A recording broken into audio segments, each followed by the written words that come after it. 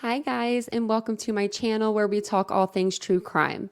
My name is Tanya. For those of you who are new here, hello and welcome. And for my returning Titans, welcome back for yet another upload. It's good to see you guys. We are going to be kind of going back in time, and it's a little different than the cases that we normally talk about, but it has to do with Buster Murdaugh, Alec Murdaugh's son. We all know that Alec Murdaugh was sentenced to 2 life sentences for killing his wife Maggie and his son Paul. About 2 weeks ago or a week ago, he was convicted. So he's in jail. Buster, his oldest son, that is the only living relative in the immediate family that's left, he is trying to pick up his life, go on with his girlfriend, fiance, Brooklyn. So with that being said, there is a certain YouTuber that can't get it through their head that there are boundaries. There are things that you cannot do to people. If you are on their property looking in their car windows, that is a problem. If you are on someone's property in general without their permission, that is a problem. What's going to end up happening to people that continue to do this just to get a story that's false, someone's going to end up shooting first and asking questions later when someone steps on their property. I'm just going to put it out there. That's what most people are going to do. I believe that Florida even has that law, stand your ground law. There's going to be a time where this is going to come out and it's not going to be pleasant. And I'm just going to put it out there. So my title says, is Buster Murdaugh being stalked? I believe so. Stay till the end because we just have new release documents from JLR himself. So if you don't know who JLR is, his name's Jonathan Lee Riches. He is a YouTuber here on the platform, if you want to call him that. He thinks he's credential media. He is not. He will go to any lengths to get a story. If it's false, he doesn't care. He puts out way more videos than anybody can count per day because he wants to just put out stuff that's not true. So that's why I'm here. I'm here to put this video out because I feel like Buster Murdaugh is being stalked. And I believe his girlfriend, his fiance, is being stalked as well. And I feel like she had nothing to do with this case. And I feel like she's getting put in a position where she shouldn't be put in. So I want to show you guys this video. This is going to be from Court TV, closing arguments with Vinny. I cannot believe he did this to us, but he did. So you're going to watch JLR on Vinny's broadcast, and then we are going to hear this awesome lawyer come in and tell her little side of things. And then I'll tell you about the new paperwork.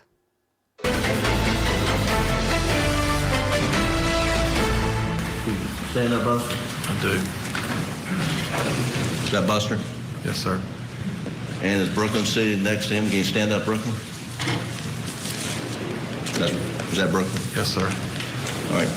Thank you, Your Honor. That's all the questions I have. So there's Buster Murdaugh and his fiancée girlfriend. I'm not exactly sure of the status. I don't think it necessarily matters, but they're together, and that's Brooklyn. Brooklyn White is her name, and they're identified in court. And Buster, if you've watched the documentaries, there's Buster seems to be somewhat implicated in a prior incident involving a young man named Stephen Smith. Now, no charges against him. I believe there may be an investigation going on, but he hasn't been charged with anything.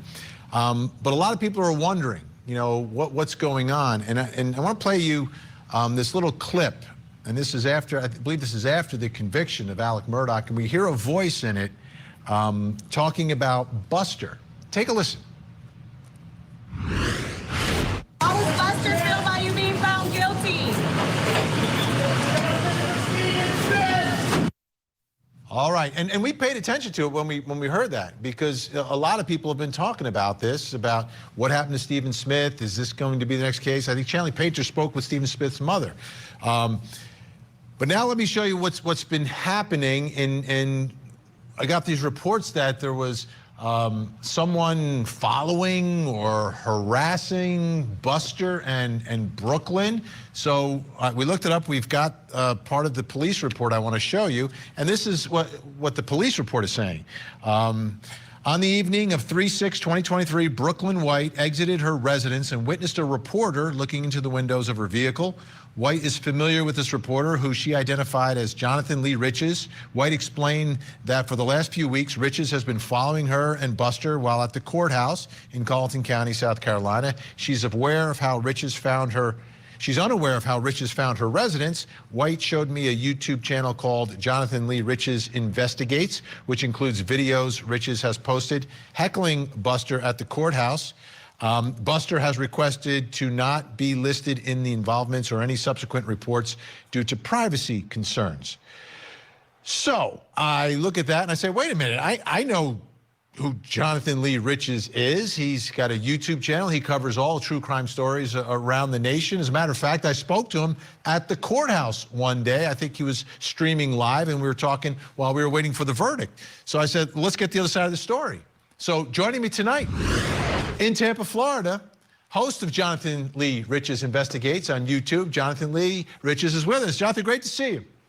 Great to see you, Vinny. Thanks for having me on. Happy Friday. All right. So what's your side of this story? We've got this allegation that you're following, perhaps stalking these folks at the courthouse. You're looking in the car. What's your version of what's been happening here? So that's 100% not true, Vinny. I'm doing what every other media outlet is doing down first off, I don't really know who Brooklyn White is. I can, not to be mean, but I can care less about Brooklyn White. I'm more about Buster Murdaugh. I'm more about Buster and his role in possibly Stephen Smith. So while they were at the trial, I would ask Buster while he was going in and out of the court, what happened to Stephen Smith? Did you murder Stephen Smith? And then I also asked other questions about him getting kicked out of law school for plagiarism or whatnot, but he would never answer. He was always quiet. He would just stare straight. And a lot of my subs and a lot of my followers on my Jonathan Lee Riches Investigates channels are suspect of that. They want to know why he doesn't answer that question, because, you know, Stephen Smith's case is a mystery, you know, found on the side of the road in the middle of the night, July 8th, 2015, on a remote road right near Alex Murdaugh's home. And then there's a lot of rumors and speculations about the ties possibly between Stephen Smith and Buster. So, you know, I kept asking him questions. He wouldn't answer. So after the trial, you know, I seen a lot of media outlets down there at one of the homes Buster Murdaugh stays at in Hilton Head. So I went down there to see what was up, maybe tried to get Buster to. I'm just going to stop it real quick here because I just want to say there was no other media, I don't believe, out there.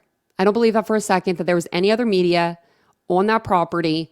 And when he says the cops showed up and said that it was a public street, no. If you're on the sidewalk in front of someone's home, they own that sidewalk. They have to keep that sidewalk clean of debris and stuff like that. So I'm pretty sure that would still can be considered their property, but let me know in the comments below if that would be. I know where I grew up, we didn't have like a sidewalk in front of our house. We just had a road and then it was our yard. So if you were to get out of your car, you would be in our yard. That would be our property. So just let me know that in the comments below. Answer the questions or, you know, try to get an interview out of him. And there's lots of media out there. It's a circus out in front of his house. There's lots of media taking pictures every time he comes out, walks his dog, every time he goes walking. And I was out there and she actually, I guess Brooklyn, a female, walked out of the house and walked to her car and some reporters started yelling questions at her about Buster. She immediately went in the house and closed these blinds, but then Buster like peeks out of the blinds, he looks, and then he closes the blinds. And then about 15 minutes later, the police come and then tell all the media outlets, well, you guys are on public property because it's a public road out there and a public sidewalk. You're not breaking the law. Just don't trespass on their property and just do not knock on their door or go on their property. And we all agreed, said, okay, fine. That's good. Thank you for your service because we back law enforcement. And I was sitting in my car and then all these neighbors start coming out, shining flashlights at all the media's face saying, get out of here. You guys are media hounds. Get away, get away. And I left.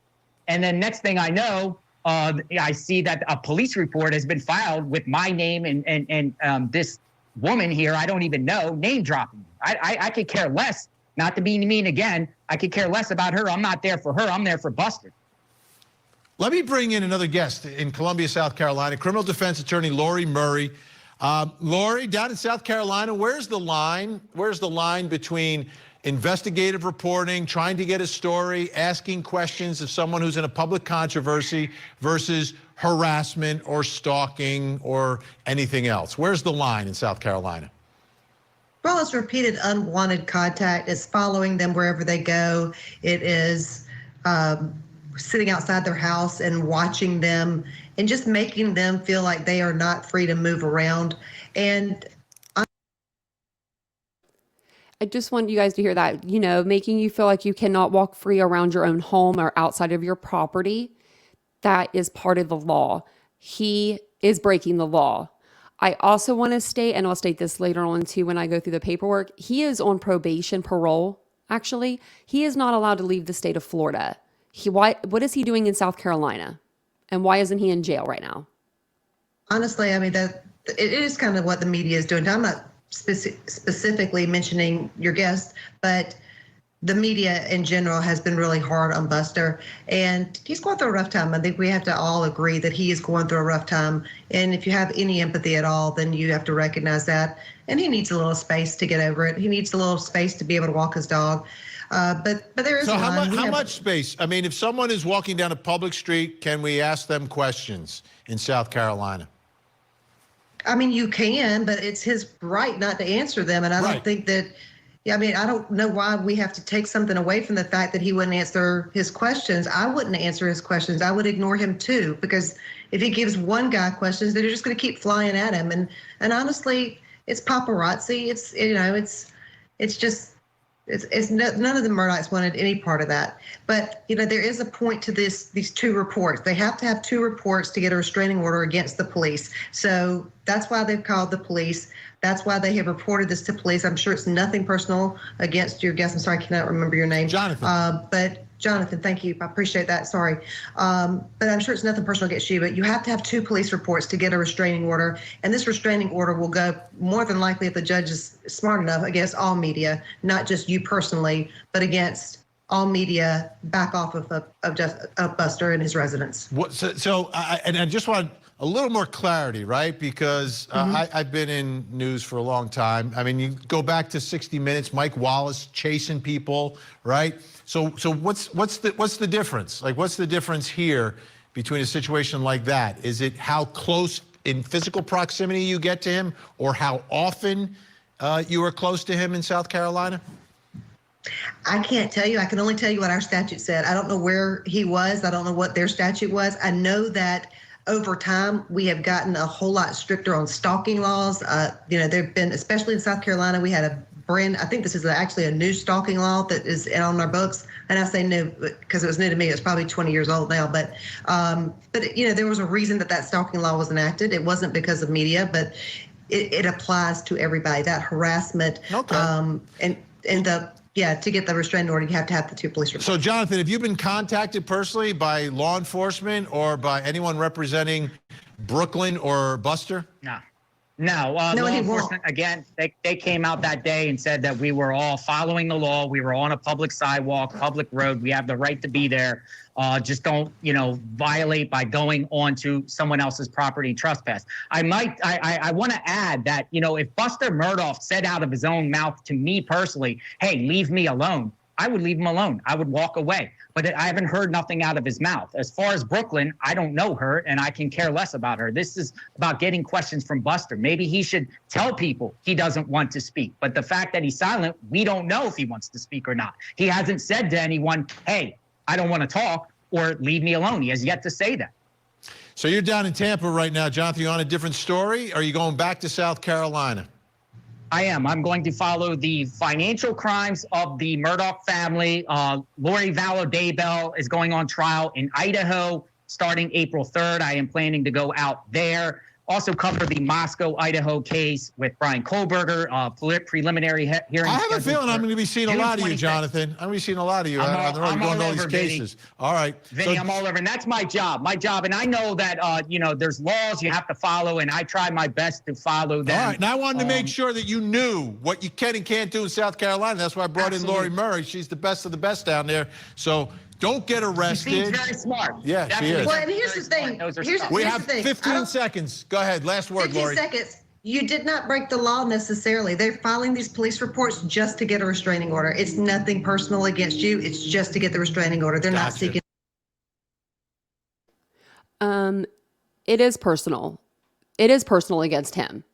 I don't know why she says that, because he is the one doing this. He is the one that is stalking, harassing, whatever you want to call it. he's doing wrong. If that was me and my family, I couldn't even imagine. Just to put yourself in these people's position for a second. It's ridiculous to me.